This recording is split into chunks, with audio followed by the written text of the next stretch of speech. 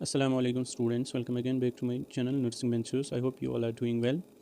तो आज हमारा थर्ड चैप्टर है, दैट्स एक्सक्रीटरी सिस्टम। ठीक है, 2 चैप्टर हमने कंप्लीट किया। अगर किसी ने नहीं देखे अभी तक वो पहले देखो। ठीक है, उसमें मैंने both anatomy and physiology discuss किया है। ठीक है, और इजी नोट से आप देख के ही मतलब समझ जाओगे। ठीक है, और आज का जो हमारा टॉपिक है दैट्स एक्सक्रीटरी सिस्टम, ये हम एक पूरा पढ़ेंगे आज ही। ठीक है, और जितना अगर नहीं हुआ ना पूरा तो कल इसका पार्ट 2 करेंगे, कोशिश करेंगे आज ही कंप्लीट करने में। ठीक है, तो आज मैं इसमें इंपॉर्टेंट टॉपिक्स बस पढ़ाऊँगा। ठीक है, जो कि आपके एग्ज़ाम में आते हैं। और आप देखो बहुत सारे स्टूडेंट मैसेज कर रहे हैं कि सर हमें बुक से समझ नहीं आता है, वहाँ पे बहुत सारा लिखा है। ठीक है, तो अगर आप आज से शुरू करेंगे ना ये सीरीज़ जो मैंने एंड सीरीज़ निकाली। ठीक है, 2 चैप्टर्स हमने कंप्लीट किए, तकरीबन 20 जनवरी तक आपका कंप्लीट हो जाएगा। ठीक है, उसके बाद आपको 6 दिन रहते हैं एग्ज़ाम तक, तो 6 दिन में आप कंप्लीट कर सकते हो। ठीक है, तब तक आप करो जो आपने प्रिपेयर किया था इंटरनल्स में। ठीक है, वो सारा पढ़ के रखो। फिर जो मैंने नोट्स भेजता हूँ ना और जो ये लेक्चर्स हैं इनको देखो। ठीक है, आप आराम से इजीली पास हो जाओगे। ठीक है, और वहाँ पे जो यूनिवर्सिटी वाले जो पेपर्स डालते हैं ना वो बहुत इजी होता है इस कंपेयर टू जो आपके इंटरनल्स में पेपर्स डालते हैं। ये जो कॉलेज वाले जो एग्ज़ाम लेते हैं ना, अल्लाह की कसम ये डराते हैं स्टूडेंट्स को। मतलब ऐसा पेपर डालते हैं कि वो क्वेश्चन फिर एग्ज़ाम में होता ही नहीं है। मतलब ऐसे क्वेश्चन नहीं आते फिर एग्ज़ाम में। टीचर्स को ऐसा पेपर निकालना होता है कि जो बच्चों को फिर जो क्वेश्चन वो एग्ज़ाम में आएंगे कल जाके। ठीक है, वो ऐसे क्वेश्चन डालते हैं कि वो कभी एग्ज़ाम में आएगा ही नहीं। ठीक है, चलो छोड़े इसको, अब हम अपना टॉपिक पे आते हैं, एक्सक्रीटरी सिस्टम। इसमें हमें क्या क्या पढ़ना है, एक हम पढ़ेंगे पहले किडनी के बारे में, उसके बाद यूरिटर्स जो कि इंपॉर्टेंट टॉपिक्स हैं, यूरिनरी ब्लैडर, यूरिथ्रा। ठीक है, मिक्चुरेशन, इसी के साथ आपको स्किन भी, ये स्किन आती है। ठीक है, फंक्शन अब स्किन आ सकते हैं, वहाँ पे 2 मार्क्स आ सकते हैं, तो ये हम लास्ट में पढ़ेंगे। ठीक है, चलो हम इसको स्टार्ट करेंगे। और जो मैंने पढ़ा है ना 2 चैप्टर्स, उनके पीडीएफ मैंने टेलीग्राम ग्रुप में सेंड किए हैं। जिसने अभी तक नहीं किया होगा ज्वाइन, टेलीग्राम ग्रुप ज्वाइन कर लो। वहाँ पे साइकोलॉजी, सोशियोलॉजी सारे पीडीएफ्स मिल जाएंगे। ठीक है, जितने भी मेरे लेक्चर्स हैं वहाँ पे है, सर्च करके ढूंढ सकते हैं आप। लिंक उसकी आपको डिस्क्रिप्शन में मिल जाएगी। और जिसने चैनल को सब्सक्राइब नहीं किया अभी तक तो चैनल को सब्सक्राइब कर लेना। ठीक है, पहले हम थोड़ा सा इंट्रोडक्शन देखेंगे इसके बारे में। देखो आप लोगों को पता होगा, पढ़ा भी होगा। ठीक है, जहाँ पे मुझे लगेगा थोड़ा सा एक्सप्लेन करना है वहाँ पे मैं करूँगा, क्योंकि आपको टाइम कम है, मुझे भी तकरीबन 40-30 मिनट्स में ये कंप्लीट करना है। ठीक है, अगर वन शॉट बनाना है तो 30 to 40 मिनट्स में कंप्लीट करना है, इसीलिए मैं तेज़ तेज़ चलूँगा। जहाँ पे मुझे लगेगा कि एक्सप्लेन करना है वहाँ पे मैं करूँगा। ठीक है, बाकी आप खुद समझोगे। The urinary system plays an important role in the excretion of waste products out of the body. The urinary system consist of the structures में क्या क्या स्ट्रक्चर आते हैं हमें पढ़ने जो है, that's kidneys, ureters, urinary bladder and the urethra. ठीक है, उसके बाद next, the kidneys are involve in the formation of urine, the ureters carry. देखो यूरिन कौन बनाती है, किडनी। यूरिटर क्या करते हैं, carry, formed in the kidneys, उस यूरिन को कैरी करते हैं जो कि बनता है किसमें, किडनीज में, टू द कहाँ तक, urinary bladder. And the urinary bladder क्या करते हैं, उसको कलेक्ट करता है और स्टोर रखता है। ठीक है, the urethra is the passage way through which urine is excreted out from the urinary bladder to the exterior by a process of micturition. ठीक है, यूरिथ्रा क्या है, पैसेज है जहाँ से ये यूरिन जाता है किसमें, मतलब फिर ये बाहर निकलता है यूरिथ्रा की वजह से। उसके बाद नेक्स्ट पॉइंट, मेटाबॉलिक वेस्ट्स, क्या क्या मेटाबॉलिक वेस्ट निकलता है, नाइट्रोजनस कंपाउंड्स लाइक यूरिया निकलता है। ठीक है, uric acid and some drugs are also excreted through urine. अब हम देखेंगे एक एक करके, पहले हम देखेंगे किडनी। ठीक है, इसके बारे में पहले स्ट्रक्चर देखेंगे। हमारे पास कितनी किडनी है, 2 हैं। ठीक है, जो कि दोनों लाई करती है on the east side of the vertebral column, ये आपको पता है। दे लाई टुवर्ड्स द, ये जो पोजीशन है ये याद रख लेना, इंपॉर्टेंट है। ठीक है, कल जब आप पोस्टिंग में जाओगे ना तो वहाँ पे डॉक्टर्स कोई भी पूछ सकता है what is the position of the kidney, तो वहाँ पे निकलना चाहिए। ठीक है, towards the posterior abdominal wall, जो कि पीछे जो एब्डोमिनल वॉल है ना, पोस्टीरियर पार्ट जो एब्डोमिनल वॉल का है। ठीक है, वहाँ पे लाई करती है, किसके पीछे, पेरिटोनियम के पीछे। दिस इज वेरी इंपॉर्टेंट है, और डायफ्राम जो है उसके नीचे, आए समझ। बिहाइंड द पेरिटोनियम, ये यहाँ पे इंपॉर्टेंट है, ये बताना जरूरी है। They lie behind the peritoneum and below the diaphragm. ठीक है, the right kidney lies little lower than the left kidney, जो राइट किडनी होती है। देखो यहाँ पे अगर ये किडनी है, ठीक है, अगर मैं ऐसे किडनी बनाऊँ तो मुझे पता है कि मुझे बनाना नहीं आता है। ठीक है, इधर देखो, या अगर मैं किडनी बनाया ना तो जो राइट किडनी है ना मैंने थोड़ा सा नीचे बनाई, क्यों, क्योंकि यहाँ पे स्पेस चाहिए होती किसके लिए, लिवर के लिए। तो याद रख लेना, कोई बताएगा आपको जो राइट किडनी है वो नीचे क्यों होती है as compare to left kidney, क्योंकि वहाँ पे लिवर होता है प्रेजेंट। ठीक है, इसीलिए वो थोड़ा सा नीचे, उसके लिए स्पेस चाहिए। ठीक, on the upper part of the kidney there is adrenal gland, ऊपर साइड, मतलब ऊपर से अगर हम पोस्टीरियर, ठीक है, वहाँ पे क्या होता है, एड्रिनल ग्लैंड प्रेजेंट। ठीक है, उसके बाद adrenal glands are also termed as suprarenal gland, ये आपको पता ही है। ठीक है, उसके बाद यहाँ पे आप देख सकते हैं स्ट्रक्चर, यहाँ पे देखो, ये यहाँ पे क्या है, ये है लेफ्ट किडनी, यहाँ पे ये क्या है, राइट किडनी, ये है राइट यूरिटर, लेफ्ट यूरिटर, और ब्लैडर यहाँ पे है, उसके बाद यूरिथ्रा। ठीक है,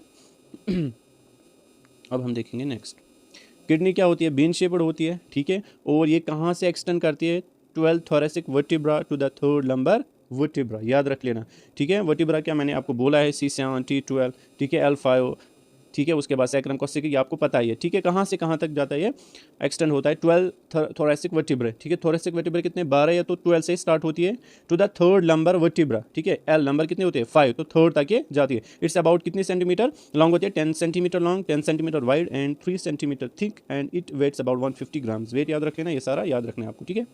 उसके बाद फंक्शन क्या है, फॉर्मेशन और सिक्रीशन ऑफ यूरिन, एक तो ये बनाता है और उसको सिक्रीट भी करता है, ठीक है। और क्या है, सिक्रीशन ऑफ एरिथ्रोपोइटिन, ठीक है, जो कि एक हार्मोन है which control the formation of red blood cells, ठीक है, and production and secretion of renin that control the blood pressure. ये जो रेनिन है ना, ये क्या कंट्रोल करता है ब्लड प्रेशर, आगे हम पढ़ेंगे जब हम रास सिस्टम पढ़ेंगे, ठीक है।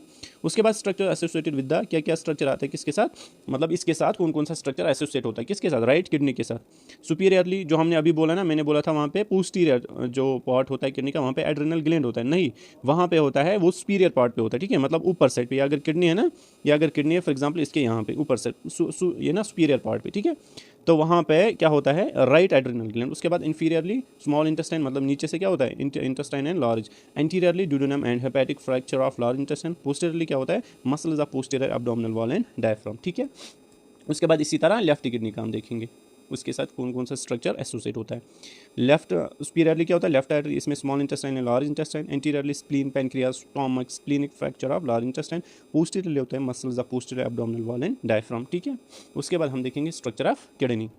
अगर हम ग्रॉस स्ट्रक्चर की बात करेंगे, ठीक है, kidneys are embedded in a mass of fat. जो किडनी होते हैं ना, इनके बाहर एक फैट कवरिंग होती है, ठीक है। The kidney and renal fat are enclosed in a sheath of fibro elastic renal fascia, ठीक है। These are the there are 3 areas of tissue in the kidney. वहाँ पे 3 टिश्यू होते हैं। It include the fibrous capsule, ठीक है, क्या क्या होता है, एक फाइब्रस कैप्सूल होता है जो कि सराउंड करता है किडनी को, ठीक है। एंड द कॉर्टेक्स होता है जो इस कैप्सूल के नीचे होता है, और मेडुला होता है जो कि इनर मोस्ट लेयर होती है किसकी, किडनी की, that contains conical shaped renal pyramids. ये मैं आपको अभी स्ट्रक्चर में दिखाऊंगा, ठीक है। ये देखो यहाँ पे मैं आपको पहले स्ट्रक्चर नहीं आगे दिखाऊंगा, अभी नहीं ये देखो थोड़ा सा यहाँ पे फिर मैं बना के भी दिखाऊंगा।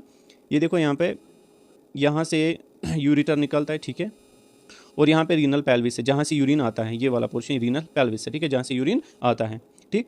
इसमें जो पिरामिड्स होते हैं ना कोनिकल शेप्ड, इनको हम क्या बोलते हैं, रीनल पिरामिड्स, ठीक है। इनके ऊपर होते हैं on the apex of the renal pyramid, वहाँ पे होते हैं कैलेक्स, मगर कौन से वाले, माइनर कैलेक्स, ठीक है।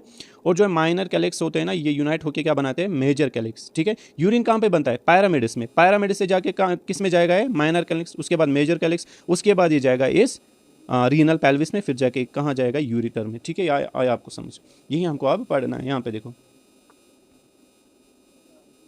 इधर, the medial concaved surface of the kidney is the hilum. Hilum आपको पता है जहाँ से ब्लड वेसल्स, लिम्फ वेसल्स या नर्व्स या यूरिटर ना एंटर करता है, ठीक है।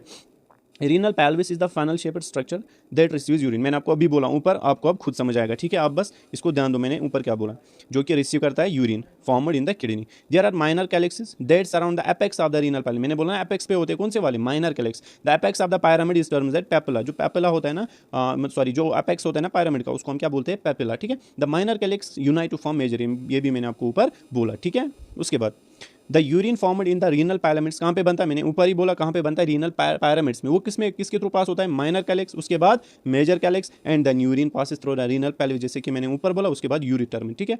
The urine is then carried by the ureters to the urinary bladder where it is collected and temporarily stored, ठीक है। ये आपको समझ आया अब। The walls of the calyx and the renal pelvis are formed up involuntary smooth muscles. देखो ये जो यूरिन कैसे आगे जाता है, जो वॉल्स होते हैं ना कैलिक्स के, ठीक है, या माइनर कैलिक्स या मेजर कैलिक्स होगा, ठीक है, या और रीनल पेल्विस के, ये बनी हुई होती है किसके, इनवॉलंटरी स्मूथ मसल्स की। इन्हीं की वजह से क्या होता है कि इनमें एक एपिथेलियम पाया जाता है स्मूथ मसल्स में, that's called the transitional epithelium. जो पेरिस्टल्सिस होती है ना इन वॉल्स में, ठीक है, पेरिस्टल्सिस इन वॉल्स में होती है किन के वॉल्स में, कैलिक्स एंड रीनल पेल्विस में, ठीक है। वहाँ पे पेरिस्टल्टिक मूवमेंट होती है जो कि मदद करती है जो यूरिन है उसको आगे ले जाने में, ठीक है। कहाँ तक, रीनल पेल्विस तक, उसके बाद ureter and then reach side the urinary bladder, ठीक है।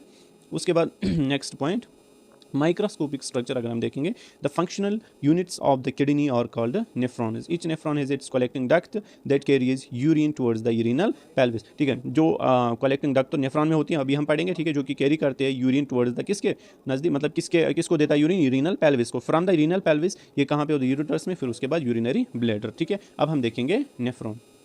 नेफ्रॉन आता है एग्जाम में, या तो न्यूरॉन या नेफ्रॉन एक आ सकता है एग्जाम में, तो इनको अच्छे से कर लेना। आ सकता है कि बोर्ड वाले फिर मतलब डाल सकते हैं, इजी पेपर डालते हैं वो, ठीक है। These are functional units of kidney that are involve in the formation of urine. Nephron आपने अभी तक बहुत बार पढ़ा, तो मैं इसीलिए इसको तेज तेज पढ़ रहा हूँ। It's a tubule that's closed at one end and the other end open in the collecting duct, ठीक है। The blind end of the nephron forms a cup shaped structure called Bowman's capsule, आपको पता है, और glomerular capsule. The Bowman's capsule encloses a network of anterior capillaries called glomerulus. Glomerulus क्या होता है? गुच्छा होता है किनका? कैपिलरीज का, ठीक है।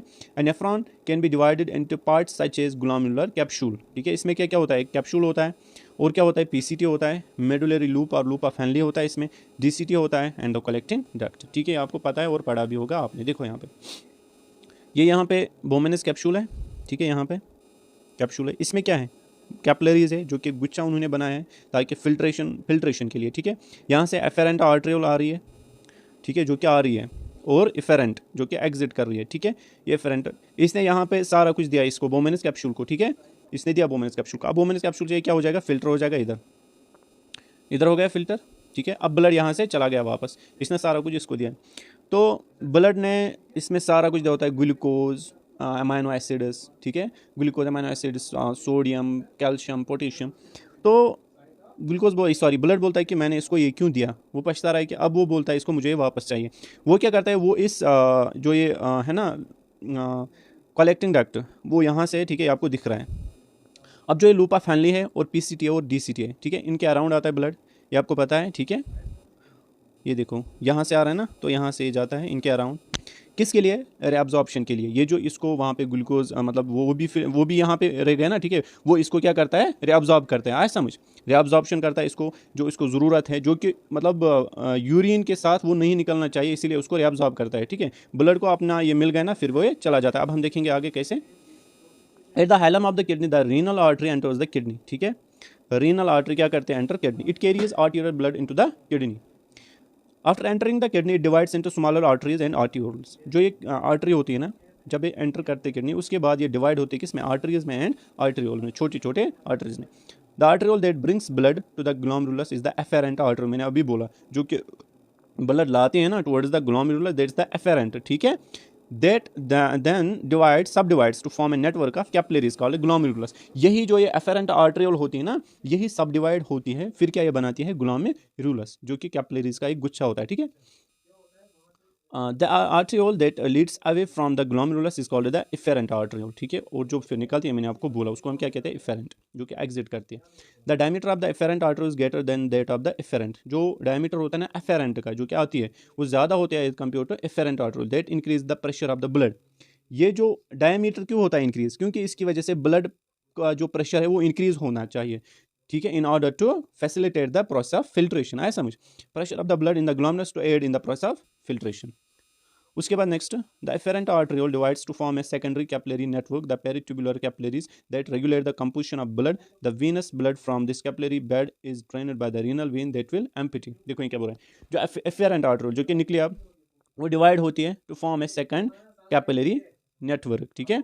क्या बनाती है? Second capillary network. The peritubular capillaries, जो कि मतलब इस ट्यूब्यूल को सराउंड करते हैं, that regulate the composition of blood, जो कि ब्लड का कंपोजिशन रेगुलेट करते हैं।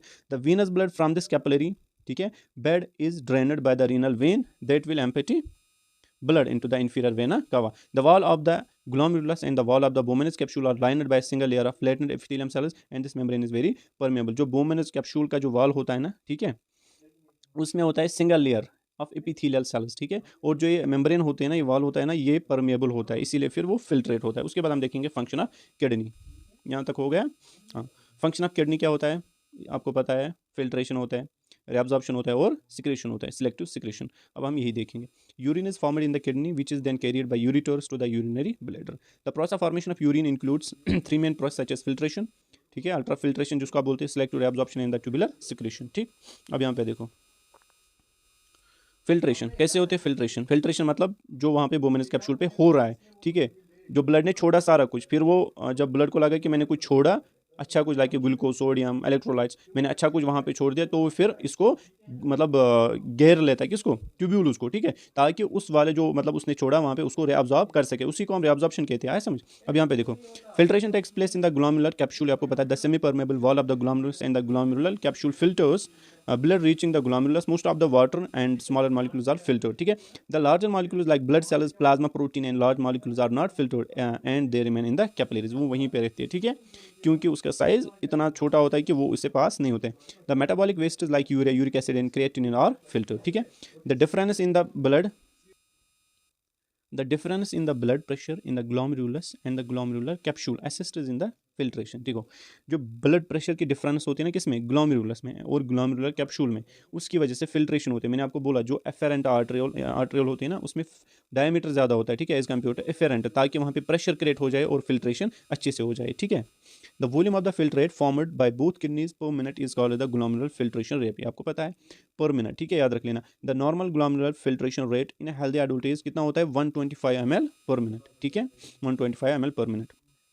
The major part of the filtrate is reabsorbed later and less than 1% of the filtrate is excreted as urine. Less than, आपको पता है 99% क्या होता है, reabsorb. Only less than 1% होता है reabsorb, सॉरी ये excrete होता है through the as urine. आया समझ. मैंने आपको बोला 99% होता है क्या, reabsorb. Only 1% यार, कभी less than 1% जो क्या होता है excrete होता है as urine, बाकी सारा क्या होता है reabsorb होता है. अब हम देखेंगे selective reabsorption कैसे होती है. selective reabsorption क्यों होती है, क्योंकि ब्लड ने बोमेनस कैप्सूल को दिया था सारा कुछ, ठीक है, बट ब्लड ने उसको बोला कि मुझे कुछ वापस चाहिए, इसीलिए ये रिएब्जॉर्प्शन होती है ब्लड में. फिर ये सारा कुछ जाता है जो हम रिएब्जॉर्प्शन करते हैं, कहाँ से करते हैं, ये ट्यूब्यूल से, लाइक पीसीटी से करते हैं, डीसीटी से करते हैं, ठीक है, हैनल्स लूप से करते हैं, ठीक है. जब ये इसको मतलब अराउंड जो ये ब्लड वेसल्स होते हैं, कैपिलरीज होते हैं, किसके अराउंड आते हैं, इसी बोमेनस सॉरी इंट्यूब्यूल्स के अराउंड, फिर जाके वहाँ पे रिएब्जॉर्प्शन होती है, ठीक है. अब यहाँ पे देखो selective reabsorption, it occurs in the proximal convolutive tubule. कहाँ पे होता है, पीसीटी में, मेडुलरी लूप इसमें होता है, डीसीटी में, एंड कलेक्टिंग डक्ट, ठीक है. The constituents that are required by the body are absorbed to maintain fluid and electrolyte balance and pH of the blood. The absorption takes place at the second capillary network or the peritubular capillaries. मैंने बोला वही capillary जो कि इन tubules को surround करते हैं, ठीक है, सराउंडिंग द रीनल ट्यूब्यूल्स. आया समझ. Active transport takes place using the chemical energy to transport substance against their concentration gradient, ठीक. अब यहाँ पे देखो glucose and amino acids are completely reabsorbed unless its amount is excess in blood, ठीक है. तब तक ये मतलब reabsorb किए जाते हैं जब तक इनका अमाउंट क्या हो जाएगा, ब्लड में एक्सेस हो जाएगा, ठीक है, मतलब बैलेंस होना चाहिए. The maximum amount of a substance that can be reabsorbed is called renal threshold, ठीक है, और ट्रांसपोर्ट मैक्सिमम, ये आपको पता है. About 180 litres of the urine is filtered by both kidney per day. कितना फिल्टर मतलब करते हैं ये किडनीज, 180 लीटर्स. तो हम क्यों नहीं करते हैं, ठीक है, इतना, क्योंकि वो रिएब्जॉर्ब होता है, इतना सारा होता है रिएब्जॉर्ब, अबाउट 99% इज रिएब्जॉर्ब्ड, इसीलिए ओनली 1% या less than 1% is excreted as urine. The reabsorption of the nitrogenous waste such as urea and uric acid are very limited, ठीक है, इनको कम रिएब्जॉर्ब किया जाता है क्योंकि इन्हीं को तो हमें पास करना है. Sodium, potassium, calcium, phosphate and chloride are actively transported. This is very important. Sodium, potassium, calcium, phosphate and chloride ये क्या होते हैं, actively transported and are absorbed, ठीक है, तो इनमें एनर्जी लगती है. The parathyroid gland secretes parathormone और मैंने बोला आपको कल कैल्सिटोनिन जो कि रेगुलेट करते हैं किसको, कैल्शियम लेवल को, ठीक है. उसके बाद एडीएच मैंने कल पढ़ाया, आप पहले जिसको समझ नहीं आया ना अभी तो वो पिछला लेक्चर देख लेना, ठीक है, जो हमने पढ़ा एंडोक्राइन सिस्टम है वहाँ पे आपको समझ आएगा. एडीएच एंटी डायूरेटिक हार्मोन, ठीक है, secreted by the posterior lobe of the pituitary gland, increase the permeability of the distal DCT and collecting duct and thus it increase the reabsorption of the water. कर मैंने आपको समझाया अच्छे से, वो देख लो. Aldosterone hormone secreted by the adrenal gland is involved in the reabsorption of the sodium and excretion of potassium. मतलब sodium की ट्यूब्यूल्स से क्या करता है, करवाता है reabsorption, और ट्यूब्यूल्स में डालता क्या है, पोटेशियम. आया समझ, ताकि इलेक्ट्रोलाइट बैलेंस हो जाए. The atrial natriuretic peptide ANP is secreted by atria of heart is in response to stretch on the wall of the atria. ANP decreases. ये क्या करते हैं ANP? The reabsorption of sodium and water and also it inhibits the. ये मतलब against होता है किसका, ADH का. अगर ADH क्या करता है, reabsorb किसका, सोडियम का. बट जो एंटी ये ना एंटी एक सेकंड एट्रियल नाइट्रियूरेटिक पेप्टाइड, ठीक है, ये क्या होता है, इसके अगेंस्ट जाता है, ठीक है, तो ये इनहिबिट इसको करता है. उसके बाद हम देखेंगे ट्यूबुलर सिक्रीशन. ट्यूबुलर सिक्रीशन मतलब जो ब्लड है वहाँ से क्या सिक्रेट होता है इनटू द ट्यूब्यूल्स, ठीक है, ये हम देखेंगे. The filtration takes place only in the Bowman's capsule and some of substances like foreign materials and drugs may not be filter, ठीक है, कुछ मतलब फॉरेन सब्सटेंस या ड्रग्स जो है ना वो फिल्टर नहीं होते, तो उनको बाहर निकलना है ना, तो इसीलिए वहाँ पे सिक्रीशन होती है उनकी, किस में, इन्हीं ट्यूब्यूल्स में, फिर वो यूरिन के साथ बाहर निकलता है, ठीक है. These substances which are not needed by the body or secreted into the convoluted tubule and finally they are excreted out from the body with the urine, ठीक है. द हाइड्रोजन, इसमें आता है हाइड्रोजन, ठीक है, ये भी सिक्रेट होता है in order to maintain the normal blood pH, ठीक है। उसके बाद द कंपोजिशन ऑफ यूरिन क्या होता है, इसमें 96% वाटर होता है, यूरिया होता है 2%, और जो बाकी बचा हुआ है that's the 2% is compose of किस, जो ये 2% ये क्या होता है, यूरिक एसिड होता है, creatinine, amine, ammonia, phosphate, sulphate, oxalate, sodium, potassium and chlorides, ठीक है।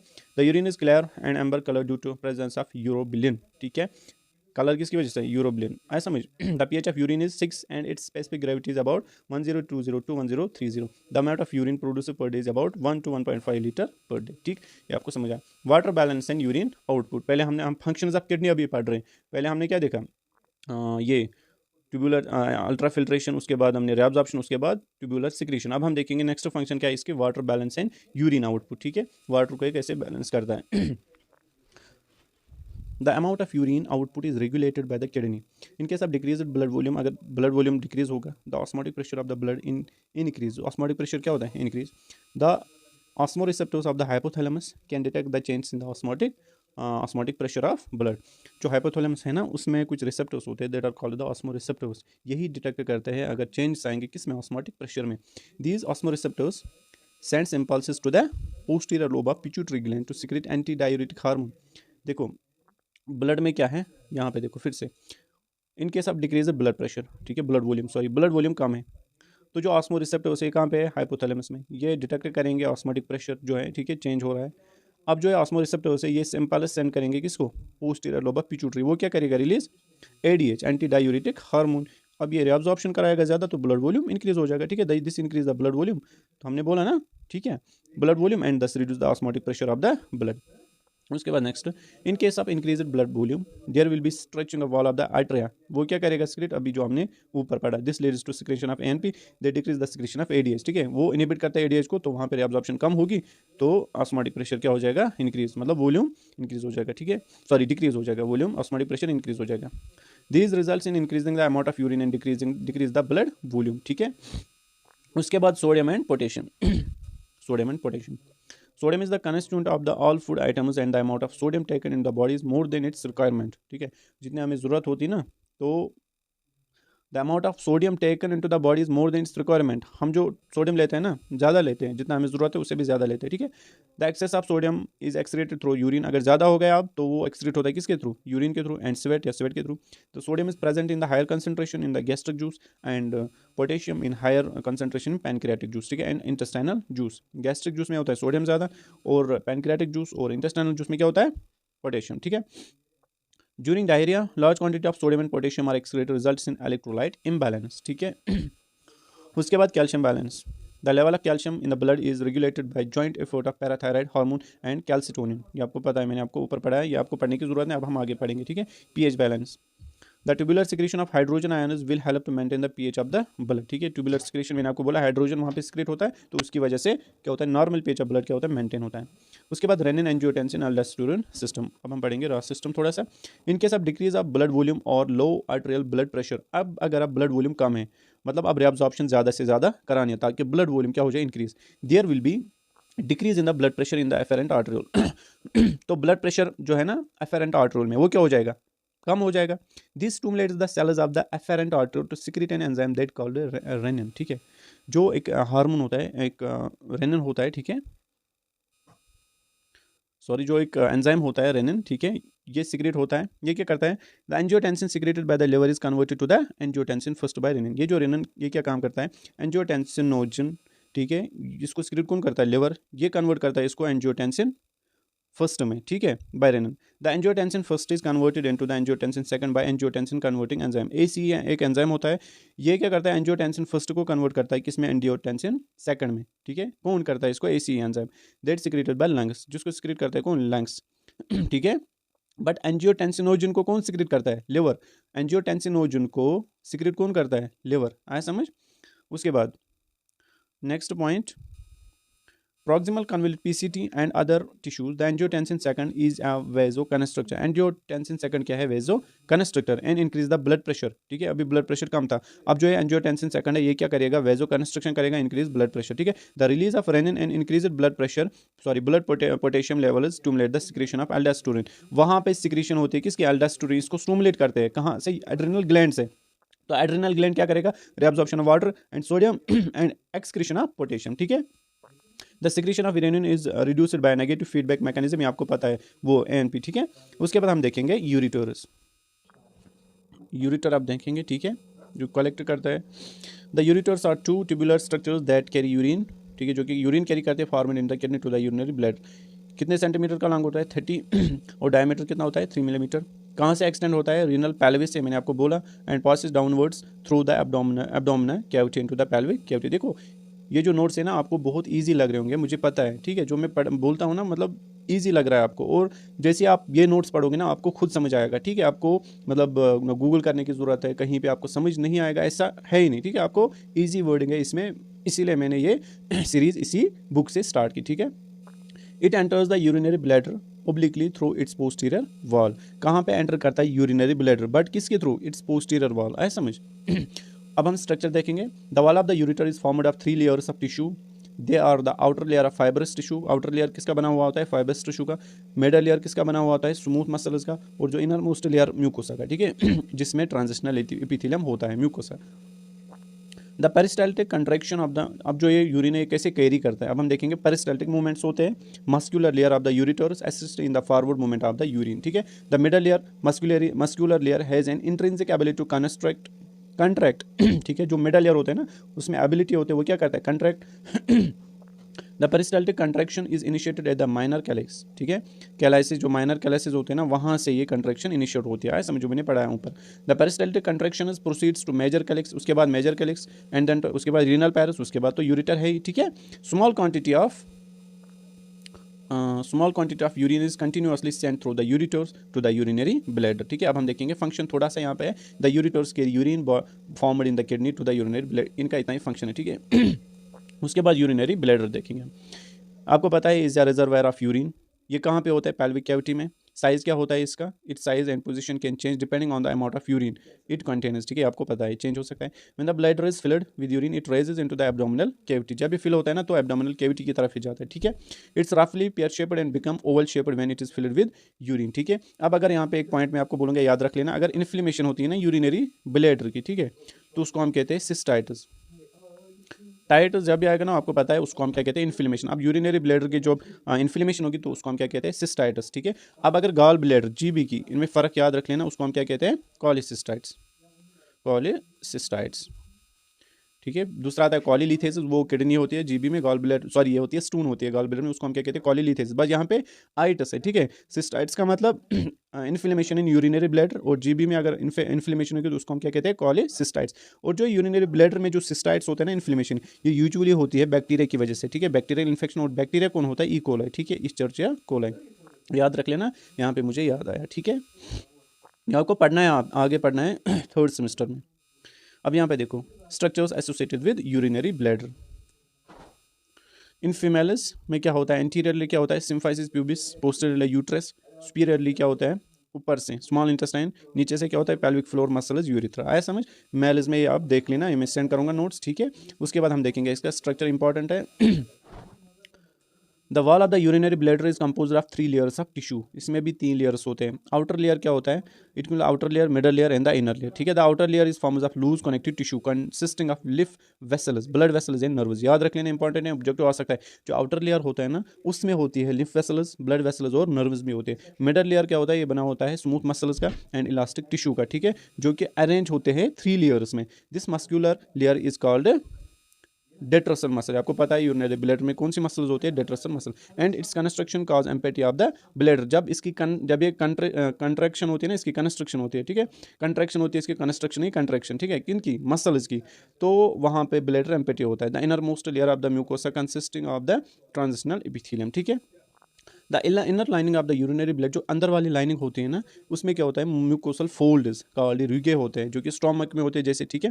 The rugae disappear when the bladder is filled, ये जो रिगे है ना ये डिसअपियर होते हैं, ठीक है, गायब होते हैं जब ब्लैडर फिल होता है यूरिन से, ठीक है। When the bladder is filled with 300 to 400 ml of urine the need to pass urine is felt, ठीक है, आपको पता है जब इतना हो जाएगा, याद रख लेना, ठीक है। कैपेसिटी याद रख लेना कितनी, जब मतलब हम फेल करेंगे यूरिन हमें पास करना है, कितना होना चाहिए, 300 to 400 ml। तो आप देखो कितनी कैपेसिटी हमारी यूरिनरी ब्लैडर की। The maximum capacity of the urinary bladder is about 600 ml। ठीक ठीक है, देखो कितना है। The two openings of the ureters and one opening of the urethra. ठीक है, यूरिटोस के दो ओपनिंग होते हैं और यूरिथ्रा का एक ओपनिंग होता है। Forms a triangular area called trigone. The internal urethral orifice is present at the upper part of the urethra that opens into the urethra। ठीक है, it is guarded by sphincter called internal urethral sphincter। The internal urethral sphincter is formed of thick urethral smooth muscles। The internal urethral sphincter is not in our control। internal नहीं होता है but external हमारे control में होता है। ठीक है, उसके बाद यूरिथ्रा, यूरिथ्रा देखेंगे हम। होगा ureter, sorry urinary bladder. The urethra is a canal that extends from the neck of the urinary bladder. नीचे से इसको ये मतलब निकलता है, ठीक है, ब्लैडर को, to the external urethral orifice through the urethra.